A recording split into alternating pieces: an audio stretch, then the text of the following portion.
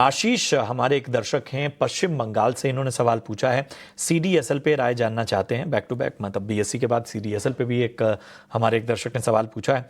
Buying price इनकी 1180 की है, शानदार स्तरों पर इन्होंने खरीदारी की हुई है और 62,000 63,000 लगभग के करीब इनका फायदा होने वाला है और यहाँ से भी कोई हड़बड़ी नहीं है, 5 साल का नजरिया लेकर चल रहे हैं। किरण जी। तो उनका नजरिया तो काफी लंबे समय का है, बट एक्चुअली अगर आप सीडीएसएल का चार्ट देखो तो एक cup and handle pattern breakout हमें देखने को मिल रहा है। तो मेरे हिसाब से इनको होल्ड करना चाहिए 1730 के नीचे के स्टॉप लॉस के साथ इमीडिएट लेवल के ऊपर। लेकिन इनका नजरिया काफी लंबा है, तो मेरे हिसाब से स्टॉप लॉस थोड़ा आप 1600 के आसपास मेंटेन कीजिए। अगर 1600 का लेवल ब्रेक नहीं होता है तो ऊपर में एटलीस्ट आप 2200 तक की रैली एक्सपेक्ट कर सकते हो। तो 5 साल का तो पता नहीं, बट इमीडिएट लेवल पे आप देखोगे तो एक cup and handle pattern breakout के हिसाब से आप 2200 के टारगेट डेफिनेटली एक्सपेक्ट कर सकते हो विद स्टॉप लॉस ऑफ 1600। 1600 का स्टॉप लॉस लगाइए लंबी अवधि के हिसाब से और यहां पर आपको 2200 तक के लक्ष्य जो हैं वो आने वाले वक्त में नजर आ सकते हैं। ट्रेंट के बारे में हमारे एक दर्शक हैं विनोद कुमार, हिसार हरियाणा से, इन्होंने सवाल पूछा है और इनकी बाइंग प्राइस 5740 की है। शॉर्ट टर्म का नजरिया चाहते हैं, फिलहाल नुकसान में है, हल्के नुकसान में है। ट्रेंड की अगर हम बात करें तो ओवरऑल जिस प्रकार से हमने चार्ट पैटर्न देखा था रिसेंटली ब्रेकआउट होने के बाद स्टॉक में वापस एक गिरावट आई है। अब ओवरऑल चार्ट पैटर्न की मैं अगर बात करूं तो 5000 के आसपास स्टॉक बॉटम आउट हुआ और वापस high top high bottom pattern के अंदर रिज्यूम हुआ। करंट मार्केट प्राइस पे आप देखोगे तो 50 दिन 100 दिन की मूविंग एवरेज के बीच में ट्रेड कर रहा है। एक इंपॉर्टेंट लेवल जो है वो 5300 का है। जब तक 5300 स्टॉक में कंटिन्यू होल्ड है तो मेरे हिसाब से जितने भी दर्शक हमें देख रहे हैं या जो भी इन्वेस्टर्स है उनको होल्ड रखना चाहिए। अगर 5300 ब्रेक नहीं होता है तो वापस ये स्टॉक 6000 के आसपास आएगा। लेकिन जैसे ही 5300 ब्रेक होता है उसके बाद इसमें एक अच्छी खासी प्रॉफिट आ सकती है। तो एज ऑफ नाउ मेरे हिसाब से होल्ड रखना चाहिए 5300 के स्टॉप लॉस के साथ। ठीक है, तो 5300 के स्टॉप लॉस के साथ होल्ड करने की सलाह आपको मिलती हुई।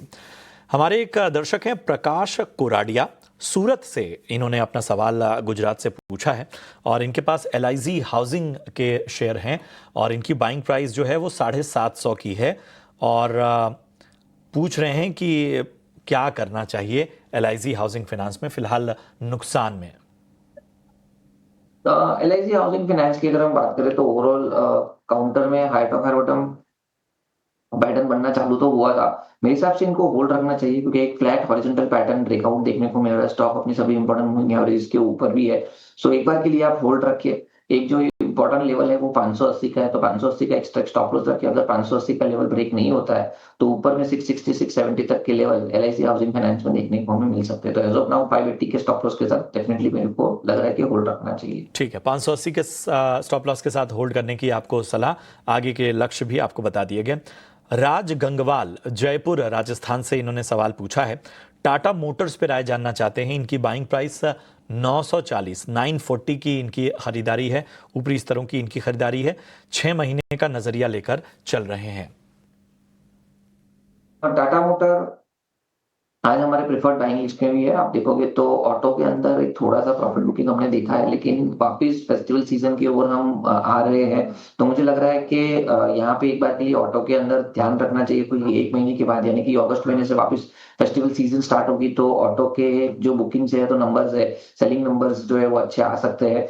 तो एक फंडामेंटल टेलविंड से साथ ही साथ आप अगर टेक्निकली देखोगे तो डबल बॉटम पैटर्न ब्रेकआउट के बाद स्टॉक साइलेंट है।